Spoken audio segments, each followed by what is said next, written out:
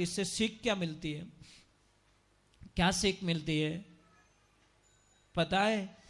सभी आप लोगों से हाथ जोड़ के वंदना करता हूँ। हमारा जो चैनल है श्री सोनू महाराज, वो चैनल जरूर सब्सक्राइब करें और इन वीडियो को शेयर करते रहिए। हम बात करते हैं, परंतु आज की बात कीजिए। कल मत जियो, पल जियो, आज जियो, एवरीडे जियो। आज बिगाड़ के हम कल सुधारना चाहे तो ये संभव नहीं है। इसलिए इस जीवन को जीने की कला सीख जाए। जीवन को जीने का एक हर दिन हमें जीवन जीना है। आज थोड़ा प्रसंग थोड़ा लंबा है, आज मेरे प्रभु का आवागमन भी है और प्रसंग भी थोड़ा बीच में ज़्यादा चलेगा, क्योंकि सब प्रसंगों को हम सुना तो नहीं सकते, पर उनको छू के जरूर निकलेंगे, उनका आदर करके निकल जाएंगे, उनको प्रणाम करके निकल जाएंगे आगे। तो कल कथा कहाँ विश्राम हुई थी?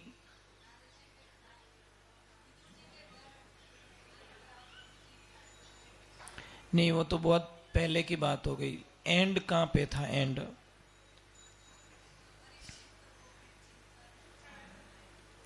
जी, ये मैत्रेय मुनि और विदुर जी का संवाद है गंगा किनारे का। जो गंगा किनारे मैत्रेय जी मुनि को विदुर जी महाराज प्रश्न कर रहे हैं कि हे महाराज, 3 प्रश्न किए गए कि महाराज मुझे बताओ भगवान ये दुनिया क्यों बनाते हैं? तो मैत्रेय मुनि जी ने बोला कि ये पूरा ब्रह्मांड है, भगवान के खेलने का मैदान है, वो क्रीड़ा करते हैं, लीलाएं करते हैं, इसलिए बनाते वही और तोड़ते वही है। देखिए, एक कुम्हार मिट्टी का बर्तन बनाते हैं, उनको बना देते हैं, परंतु वही मिट्टी का बर्तन वापस टूट जाए तो उसी को वापस प्रोसीजर में डाल के उसी के मिट्टी के बर्तन को दूसरा बर्तन तैयार कर देते हैं। उसी प्रकार हमारी जीवन लीलाओं में भी ये क्रिया चलती रहती है। दूसरे नंबर का प्रश्न किया कि चलो दुनिया बना दी भगवान ने, कोई दिक्कत नहीं, परंतु ये इसमें सुखी और दुखी क्यों है? 2 भाग क्यों बनाए? लोग सुखी भी हैं और लोग दुखी भी है। ये 2 पार्ट्स क्यों बनाए गए? 2 भाग क्यों बनाए गए? दुख तो होता है ना, एक भाई तो राजा बन के बैठा है, दूसरा भिखियारी बैठा है, तो थोड़ा दुख फीलिंग होता है मन के अंदर कि ऐसा नहीं होना चाहिए। नियम तो सबके लिए एक जैसा लागू होना चाहिए, पर भगवान के दरबार में भी एक को करोड़पति बना के बैठाया और एक को रोड पे बैठा दिया। तो देखिए, वापस मैत्रेय मुनि जी इसका उत्तर देते हैं कि जब कोई भी इंसान, भगवान उनको कभी दुखी नहीं करते, ध्यान रखना, भगवान कभी कष्ट नहीं पहुंचाते। राम किसी को मारे नहीं, नहीं हत्यारा राम, अपने आप मर जाएगा वो कर कर खोटे काम। राम किसी को नहीं मारते हैं, अपने कर्म प्रदान होते हैं, कर्म मरवा देते हैं हमको। कहते हैं कि एक कोई कर्मों के आधार पे सुख और दुख मिलता है, ध्यान रखना, कर्मों के आधार पर। तो कोई ग्वाला था, बकरियां चराने वाला, वो बकरी चरा रहा था, परंतु उसकी प्रवृत्ति बड़ी क्रूर थी, वो दुष्ट था। मतलब दया नाम में उसमें कुछ था ही नहीं। मतलब दया क्या होती है उसको कोई मतलब नहीं। बकरी कहीं बेचारी कुछ खा लेती तो बकरी को बहुत पीटता, मतलब दया नहीं आती उसको। तो देख रहा है, वो बैठा है, सामने बैठा है एक हिरणी बच्चे को जन्म दे रही है, तो उस दुष्ट की नजर उस हिरणी पे पड़ गई और जैसे ही बच्चे को जन्म दिया वो दौड़ के गया और दौड़ के जाके उस बच्चे को उठा लिया और हिरणी को भगा दिया। अब बेचारी हिरणी बहुत तड़प रही उस बच्चे के लिए, अपने उस दुष्ट को दया नहीं आ रही है। थोड़ी देर तो उसको उसने लाड लडाया, फिर उठाया और पटक दिया जोर से। बच्चे को इतना जोरदार पटका कि बच्चा जोर से चिल्ला रहा है। फिर बच्चे को पीछे से पकड़ के ऐसे घुमाया, आगे से पकड़ के ऐसे घुमाया। वो हिरणी रो रही है, तड़प रही है, चिल्ला रही है, भगवान को अरदास करी है, मेरे प्रभु मेरे बच्चे को ये मार डालेगा, इस दुष्टि से बचा लिए। कहाँ उसको दया आ रही है महाराज। नवजात शिशु जो अभी अभी खड़ा भी नहीं हुआ, उसको ये यातनाएं दी जा रही है। फिर वो उस बछड़े को क्या बोलता है, बच्चे को क्या बोलता है, बुला तेरे भगवान को कोई हो तो, बचा ले तेरे को मेरे से। और ऐसे करते ही उसने अपने कूंट से अगले पैर दोनों काट लिए उसके। बच्चा चिल्लाता रहा, हिरणी चिल्लाते रही, उसको दया नहीं आई। थोड़ी देर और क्रूरता का हद हो गई, पिछले भी दोनों पैर काट लिए और चारों पैर काट के उस बच्चे को तड़पता हुआ छोड़ दिया। हिरणी आई, बहुत चाटी, परंतु खून बहने के कारण बच्चा मर गया। हिरणी ने डायरेक्ट भगवान के पास एप्लीकेशन लगाई, हे प्रभु मेरे बच्चे ने क्या बिगाड़ा, इसने मेरे बच्चे को इस हालत में कर दिया। महाराज भगवान की लीला देखिए, ईश्वर की लीला देखिए, परमात्मा की लीला देखिए। क्या बोलूं मैं, भगवान के घर में देर है अंधेर नहीं है कि भी निर्बल को मत सताओ, किसी को मत सताओ भाई, कीड़ी को भी मत मारो। अनजान में मर जाए तो वो अलग बात है, परंतु जानते हुए किसी को मत सताओ। अब वो बच्चा तो मर चुका था, फ्री माइंड होके अकेला बोलता रहा, जा तेरे कोई भगवान भगवान नहीं दुनिया के अंदर। परंतु 1 किलोमीटर गांव से दूर रहा और उसके दोनों घुटनों में दर्द पैदा हुआ। अब इतना जोरदार दर्द हो रहा है कि वो यहां से यहां नहीं चल पा रहा है। थोड़ा सा आगे गया, वो नीचे बैठ गया तो बैठ गया, अभी खड़ा नहीं हो पा रहा है। घर वाले आए, उसको उठाया और डायरेक्ट उसको हॉस्पिटल लेके गए। और हॉस्पिटल ले जाने के बाद में डॉक्टर ने ये घोषणा कर दी कि इसके दोनों पैर काटने पड़ेंगे, भयंकर इसको ब्लड कैंसर हो चुका है और कोई चांस नहीं कि इसके पैर नहीं काटे तो बच पाएगा। घर वालों ने बोला काट दीजिए, फिर क्या करे, मरता क्या करता। बेहोश कर दिया, दोनों पैर काट दिए उसके। सुबह का टाइम हुआ, जब उसको होश में आया तो उसने देखा कि दोनों पैर नहीं है। डॉक्टरों ने बोला भैया क्षमा करना, तेरे पैरों को हम नहीं बचा पाए। उसकी आंखों में आंसू आ गए, वाह भगवान वाह, तूने तो बिल को पेंडिंग रखा ही नहीं, तूने तो हैंड टू हैंड बदला ले रिया रे। पर कृष्णा, मैंने वहां पे कूंट से पैर काट दिए, इधर तूने डॉक्टर से मेरे पैर कटवा दिए। पर इतनी मेरे पे तूने दया की कि मेरे हाथों को बचा लिया। तो भी आधा बिल बाकी है, अभी मेरे हाथ कटने भी बाकी है। मैं तो भगवान को कहता हूं पेंडिंग मत रख, इन हाथों को भी कटवा ले ताकि मेरा प्रायश्चित पूरा हो सके। आइए, अब मैं एक्सेप्ट कर रहा हूं मेरी गलती को। अब महाराज देखो, कोई गलती एक्सेप्ट कर लेता ना, उसके पाप खत्म हो जाते हैं। प्रायश्चित यही है कि आप गलती स्वीकार करो, नहीं मैंने गलती नहीं की, गलती नहीं की, गलती नहीं की। इसी दिक्कत में हम लोग फंसते रहते हैं।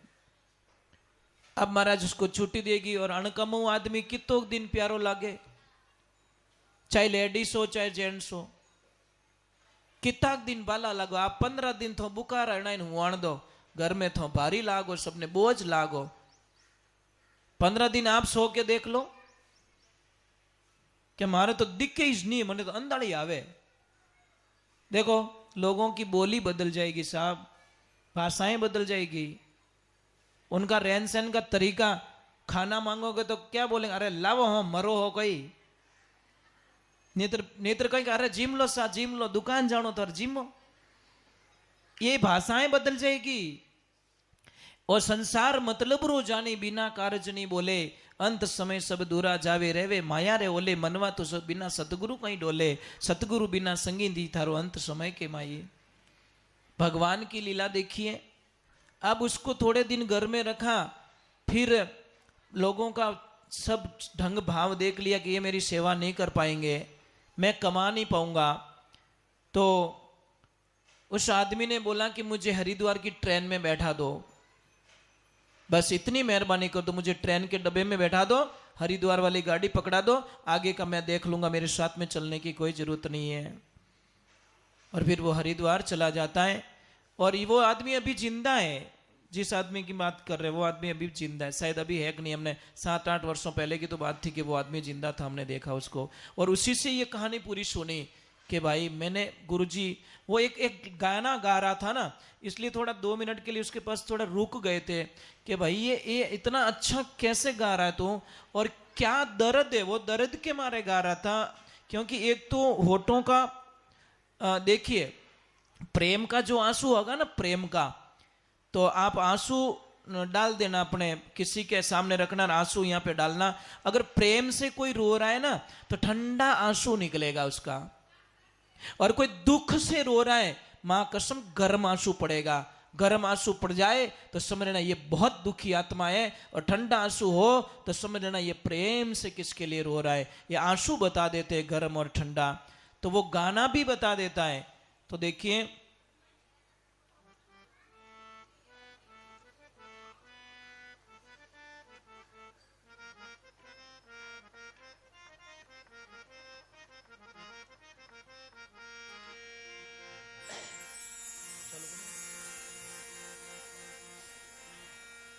वो एक लाइन सुना देता हूं इसकी, फिर आगे कथा में चलेंगे।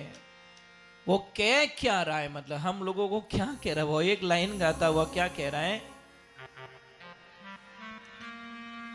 जब यज्ञ करवाते तो बोलते मैं हर मंत्र के पीछे बोलूंगा स्वाहा, तो आपको आहुति देनी पड़ेगी। क्या बोलते, आपको यज्ञ कुंड में आहुति देनी पड़ेगी। आप लोग बोले महाराज मने तो नींद आवे, थोड़ी आहुति दे दो पेड़ी पेड़ी, और लास्ट में बिल बता दीजो। ऐसे थोड़ी होता है क्या। तो हर भजन में आपको परेशान करूंगा मैं। करो ऊपर हाथ करो। अरे मत बांधो इणेरो, करे मारो काम करारो रे मत।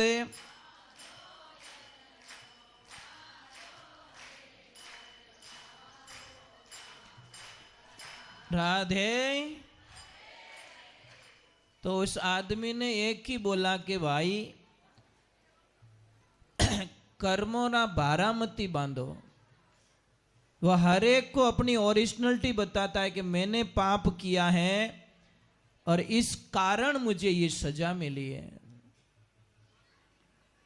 लोग तो अपने पापों को छुपाते हैं साहब, और जितना पाप को छुपाओगे, पाप कैसा है, उदय में समझो, उदय में कैडो मोटो रूकड़ो रेवे ना, बिना हवाऊं डर नहीं लागे, धूपों डर नहीं लागे, तूफानों डर नहीं लागे, बारिशों डर नहीं लागे, बिने डर लागे बिन उदय हूं कि उदय मारा जड़रे मैंने लाग गई, तो मैं चाहे 20 साल पुराना हूं चाहे 100 साल पुराना हूं, मैंने गोट मुंह गिड़ाए दे, ते बुरा कर्म उदय रो काम करिया करे। वो ध्यान राखजो, माए ज माए खावेला थोने बोलने नहीं देला। समझ में आ रहे ना। कोई भी गलती देखो आप, अंदर ही अंदर खाए जाती है। किसको शेयर करेंगे हम लोग कि मैं ऐसी गलती कर चुका हूं। बस। तो तीसरा प्रश्न विदुर जी महाराज ने मैत्रेय ऋषि से किया कि भगवान इस धरती पे अवतार क्यों लेते हैं। तो बहुत ही अच्छी बात बताई कि बांध लेते हैं भक्त मुझको प्रेम की डोर में, प्रेम की डोर में मुझे बांध लेते हैं, इसीलिए बार बार मेरा इस धरती पे अवतार होता है। जिंदगी को समझने की कोशिश कीजिए। फिर वराह अवतार की कहानी आती है। वराह अवतार आपने देखा, वराह भगवान का फोटो देखा कभी? नहीं देखा। जब मनु महाराज को सृष्टि की रचना करनी थी तो ये धरती पूरी पानी में थी। धरती कहाँ थी? समुद्र में थी। तो भगवान ने बाहर निकाल के मनु महाराज को दी कि मैं कहाँ दुनिया बसाऊं, कहाँ रचना करूं, कहाँ शुरुआत करूं। तो उन्होंने वराह अवतार लिया। वराह अवतार का फोटो देखा कभी? शुक्र का फोटो है, शुक्र का। भगवान का मुंह शुक्र जैसा है। उन्होंने अपनी पूरी ताकत लगा के धरती को समुद्र से बाहर निकाल के उनको दिया। हाँ ऐसे, हाँ ऐसे है।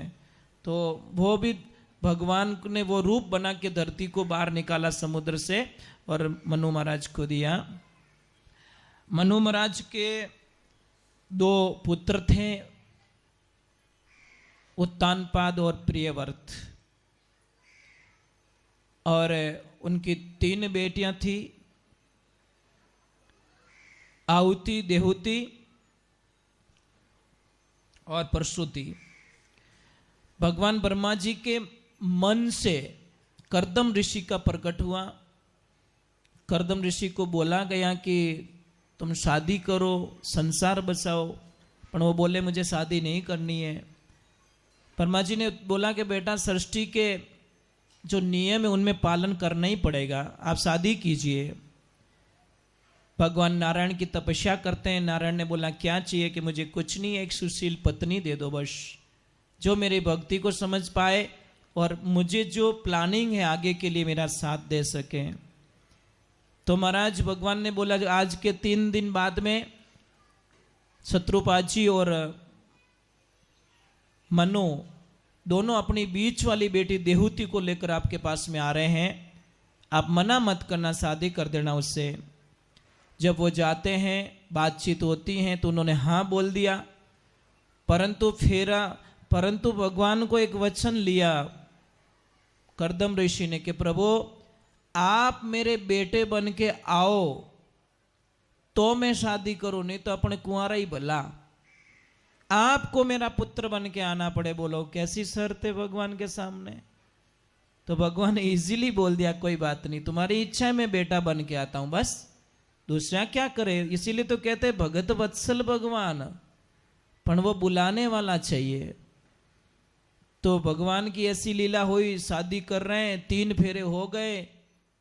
कर्दम ऋषि ने रोक दिया और मनु को और शत्रुपाद जी को बोला कि पहले इस अपनी बेटिया को बात बता दो कि मेरे एक बेटा होते ही मैं इसको यहाँ पे छोड़ के मैं वन को चला जाऊंगा, मैं एक बेटा दे पाऊंगा इसको, मैं आगे मेरा गृहस्थी जीवन नहीं चलेगा।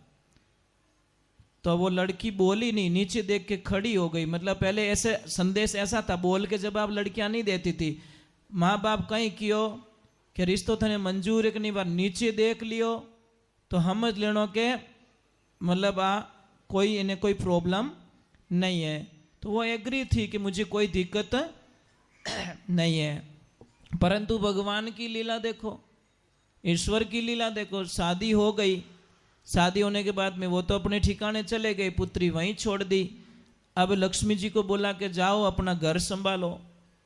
अब देखो घर कैसा मिल रहा है। जैसे गए झोंपड़ी में चिड़ियों के आड़ा ही जाड़ा गाली उड़ा।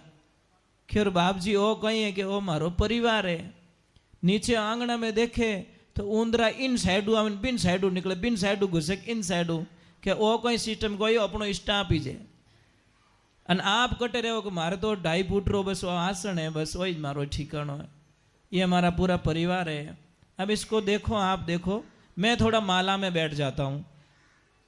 अब कर्दम ऋषि ध्यान में बैठ जाते हैं और ध्यान में बैठे तो ऐसे बैठे 40 वर्षों तक उनका पल नहीं खुली। कितना साल? 40 वर्ष हो गए।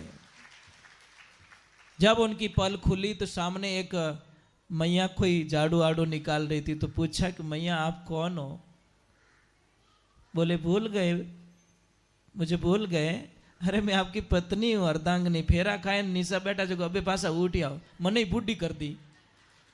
तब तक पीर नहीं गई साहब, बहुत बार लेने के लिए आए पर नहीं। बोले मेरे प्रभु की आज्ञा नहीं, मैं कैसे आ जाऊं, मैं नहीं छोड़ सकती। पतिव्रता नारी अपने पति के वचन के आगे एक कदम नहीं रखती। पतिव्रता नारी का पहला धर्म बनता है। आजकल की नारी क्या करती, भाई जाओ चुपचाप, ठंडा नहीं पड़े। ले ये आपकी तपस्या खत्म होती है। अरे पति रे हम ही बोल नहीं कि तो बड़ो अपराध है, ध्यान है। पर मुझे लग रहा है जीतो आदमी भूतों डाकणियों नहीं डरे नहीं। कहवे कोनी बाबड़ो, कहवे कोनी वो जीव जाने माय लो। भाई ये तो क्यों डरा होते हैं, ये तो क्यों डरे थारो पति देव थारो? नहीं डरना चाहिए भाई। भाई राजी रहना चाहिए। कोई कोई आदमी है ना, माँ कसम कहीं मंदिर में चढ़ावा लेता ना कहीं पे भी, तो क्या करता वो बिंदास बोल देता है, उसको पता है मेरी लक्ष्मी मेरा सपोर्ट करेगी। અને કોઈ કોઈને ચડાવડો, અરે બોલે કોને કે તું હાક મત કર રે, અરે બોલે કોને, અરે તું હાક મત કર, તાર ભાભીને પૂછવું પડી હાલ તો કે મારો બાકો ફાટે કે नहीं फाटे, क्योंकि मास्टर लोग तो मास्टर चाबी तो बाहर लेन बैठी है। तो देवियां पत्नी और धर्म पत्नी में अंतर होता है। पत्नी क्या करेगी, पति को बहुत सारी लिस्टें दे के परेशान करेगी, मारे ओ चीजे, मारे ओ चीजे, मारे ओ चीजे, मारे ओ चीजे, कदी लिस्ट हूँ धापे को नहीं। और धर्म पत्नी कभी लिस्ट नहीं पकड़ाएगी, जो मिलेगा संतुष्ट होकर रहेगी। पतिदेव आपकी खुशी में मेरी खुशी हो, मैं आपको तंग करके मैं साड़ी नहीं पहनना चाहती, मैं आपको परेशान करके आपको लेणो कर गहणो मैं पहनना नहीं चाहूँ। पतिदेव थोर मत लेणो कराए दो गहणो मैं पहरूँ અને ચેક થોરો બાઉન્સ કરું એડા મારે ગહેણા नहीं चाहिए। पतिदेव मैं थोरो नाम है वही ज मारो ओरिजिनल गहणो है, इनमें कोई शंका नहीं है। तो इतो जीव धपाए दो है, हिम्मत है, कौन कौन धपावो कारण घरे जाए गहणो पासो पकड़ा दीजो, थोड़े पहले पया उतारो मार्केट रा मरता बिंदी लागोड़ी वही घणो मार्केट में पया मांगे मैं पैर ओड़ी फिरूं छो कि नहीं लगो। भाई पति का नाम खराब हो रहा है, आप गहना पहन के फिर तो फिर उसका कोई मतलब नहीं है। एक जनो रोवे घर में, एक जनो बढ़िया खर्राटा लेवे, तो उसका कोई मतलब देना मत। मैं तो बोल रहा हूँ एक इतना बोल दोगे ना, पतिदेव कोई प्रॉब्लम हो तो मुझे बोल देना, मेरा गहना पड़ा है मेरे पास, आप इन्हें किसी के आगे हाथ मत फैलाना, मैं दे दूंगी। इसको कितनी एनर्जी मिलेगी पता है, कितनी ताकत मिल जाएगी। देखो मेरी लक्ष्मी कितना मेरा ख्याल रखती है। कोई कोई बहन है इतनी अच्छी है कि थो जणो थोड़ो कम जणे मार मुंडा लपलप नहीं करना, बापड़ो कट जावे थोने नहीं कही तो यार ये जिंदगी क्या है, मतलब समझ में नहीं आता। 40 वर्ष तक इंतजार किया, कितना 40 वर्ष अपन तो अबे नहीं करे, 4 दिन नहीं बोलिया रहने 5 दान जान पीर में दे धरनो, 5 दिन, सिर्फ 5 दिन तो जाके अखंड ज्योत वहां चल जाएगी। करदम ऋषि अब अपनी लक्ष्मी को कह रहे कि जाओ लक्ष्मी बिंदु सागर में स्नान करके आओ, फिर हमारे गृहस्थी जीवन की शुरुआत करते हैं। और भगवान की कृपा से उनको 9 बच्चियां हुई पहले। कितनी? भगवान भी कैसी लीला करेगी, हूं तो बेटा जल्दी बुला दी मने, इन्हें पहला लक्ष्मियां ही लक्ष्मियां देवो। 9 बच्चियां दी, क्यों वचन दियोड़ो एक बेटा रो, बेटो रही तो छोड़ ही नहीं, जीते छोड़े को नहीं। तो 9 बच्चियां दे दी पहले, तो कितने वर्ष तो ऐसे निकाल के, हर बच्ची के पीछे 3 वर्ष का गैप डाल दो तो 27 साल तो ऐसे निकलवा दिए भगवान ने उनके साथ में। अब भगवान की लीला देखिए। और 10वें नंबर पे भगवान स्वयं कपिल भगवान उनके घर पे जन्म लेते हैं, और फिर बाद में वो तपस्या करने 9 बेटियों की शादियां 9 ऋषियों के साथ में कर देते हैं, और कपिल भगवान को तप करने के लिए छोड़ देते हैं, और वो खुद भी वन को तप करने के लिए चले जाते हैं। बोले कपिल भगवान की। तो उत्तानपाद की 2 पत्नियां, उत्तानपाद सेकंड बेटा मनुबा का, कि जो बेटा था प्रथम बेटा उत्तानपाद, उसकी 2 पत्नियां हैं। एक तो सुनीति, और देखो इन नामों में सुनना, दोनों का जो पहला अक्षर है ने वो सेम है, सुनीति और सुरुचि। तीनों में देखो डिफरेंस क्या आ रहा है। एक सुनीति जो शास्त्रों के अधीन चलती है, पति के अधीन चलती है, और सुरुचि अपनी इच्छाओं से। अब महाराज सुनीति जी को बेटा हुआ ध्रुव जी, और सुरुचि थोड़ी चिढ़ती थी अपनी शौक से, बहुत चिढ़ती थी, तो पति को डिमांड रख ली कि तो आ घर में रेवन के पैसे में रहूं। और उत्तानपाद की जो विचारधाराएं थी वो सुरुचि की तरफ ज़्यादा झुकाव था, बड़ी वाली से बात थोड़ी कम करते थे। तो उन्होंने बोला वैसे इससे तो बातें तो होती नहीं है, ये मेरे दिमाग में है ही नहीं, चलो इसको ही रिजेक्ट कर देता हूँ। उसको निकाल दिया, जंगल में चली गई। अब जंगल में जाके तपस्या कर रही है और रोज ध्रुव जी महाराज को सत्संग में ले जा रही है, ऋषि मुनियों की सत्संग सुना रही है।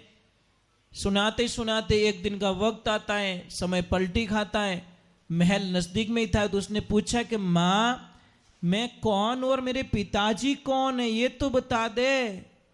तो माँ ने तो बताया नहीं, पर ऋषियों ने बताया कि तुम बहुत बड़े राजकुमार हो, ये राजधानी तुम्हारी है, तुम उनके पुत्र हो। तो उसने बोला जी पुत्र हूं तो पिताजी से मिल तो सकता हूं ना। तो जैसे ही अंदर प्रवेश हुए, वो तो छोटे बालों की क्या लड़ देना, 5 साल की उम्र है। और जैसे ही लेके गए, वो गया, माँ को तो पता ही नहीं था कि ध्रुव वहां महल में चला गया है। जैसे ही अंदर एंटर हुआ तो उनका पिताजी बैठे थे, भगवान की लीला, गोद में खेलने का मन हुआ। तो सुरुचि वहीं खड़ी थी कि ओए टच नहीं करने का, यहां बैठना है ना तो मेरी कोख से जन्म लेना पड़ेगा, जाओ और अपनी माँ को बोलो।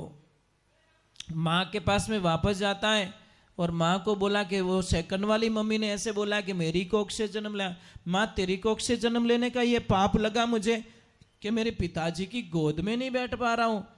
तो सुनीति ने क्या बोला कि बेटा जाओ ऐसा तप करो कि तुम उसकी गोद में बैठो, संसारिक पिता की गोद में मत बैठो, उस परम पिता परमेश्वर की गोद में जाके बैठो, ऐसा तप करो। बच्चे को शब्द लग गया, लागी वे सो जाने गाफल कहीं लाने भाई, ध्रुव प्रहलाद गोपीचंद लागी नरसिंह मीरा जाई, है ने सुआ ने ध्रुव प्रहलाद गोपीचंद लागी नरसिंह मीरा जाई। एक शब्द की लागी ध्रुव जी महाराज को राज छोड़ के चले गए। अब जाके ऐसा नारद जी महाराज मिले उनसे, नारद जी ने 12 अक्षरी मंत्र दिया, ओम नमो भगवते वासुदेवाय मंत्र दे दिया और साधनाएं बता दी कि पहले महीने में क्या करना है। पहले महीने में 3 दिन रोटी की खुराक लेनी है, फिर बाद में आपको खाना छोड़ देना है। सेकंड महीने में 6 दिन फल फ्रूट लेने हैं, फिर बाद में वो भी आपको छोड़ देना है। तीसरे महीने में 9 दिन तक सिर्फ पानी पीना है, फिर बाद में 21 दिन आपको बिना पानी रहना है। और चौथे महीने में आपको सिर्फ हवा पे रहना है, सिर्फ हवा का आहार लेना है, कुछ खान पान नहीं होगा। और 5वें महीने में आप अपने खुद की श्वासों के ऊपर कंट्रोल करना है। और वो ही किया ध्रुव जी ने। पहले महीने के 3 दिनों में उन्होंने भोजन प्रसाद लिया, दूसरे में 6 दिनों में उन्होंने फल फ्रूट का सेवन किया, पत्ते वगैरह वगैरह जो भी खा के, और तीसरे महीने में 9 दिन तक उन्होंने पानी पिया, और चौथे महीने में 12 दिन तक उन्होंने श्वास का उपयोग किया। फिर श्वास के ऊपर धीरे धीरे उन्होंने कंट्रोल करना शुरू कर दिया। एक दिन ऐसा है कि पूरे श्वास को रोक लिया, पूरी ब्रह्मांड की श्वास रुक गई। सारे देवी देवता दौड़ के गए ब्रह्मा जी के पास में, और ब्रह्मा जी को बोला हे ब्रह्मदेव हमारा श्वास घुट रहा है, हम श्वास नहीं ले पा रहे, क्या हो गया। ब्रह्मा जी बोल रहे मैं भी कब से गला पकड़ के घूम रहा हूं, मेरे को क्या हो गया। अरे आपको ही नहीं हुआ, हमारे सबको ही हुआ। तो ध्यान लगाया कि ध्रुव जी ने श्वास को रोक के रखा है, पूरी ब्रह्मांड के श्वास को। अब दौड़ के भगवान के पास में गए और भगवान को बोला प्रभु वो छोटा सा आपका भक्त पूरी दुनिया का श्वास रोक के बैठा है, जाओ और उनको फ्री करो। जब भगवान आए तो 10 मिनट। अब देखो यहाँ पे बहुत ही सुंदर बात लिखी गई है कि भगवान भक्त के दर्शन करने के लिए आए, भगवान को दर्शन देने के लिए नहीं, दर्शन करने के लिए। कौन मेरो भक्त ऐसा है जो पूरे ब्रह्मांड की श्वास रोक के खड़ा है। देखा तो वो एक पैर पे खड़े, एक पैर अपने घुटने पे और दोनों हाथ ऊपर ऐसे बस, और भगवान की छवि अपने दिल में।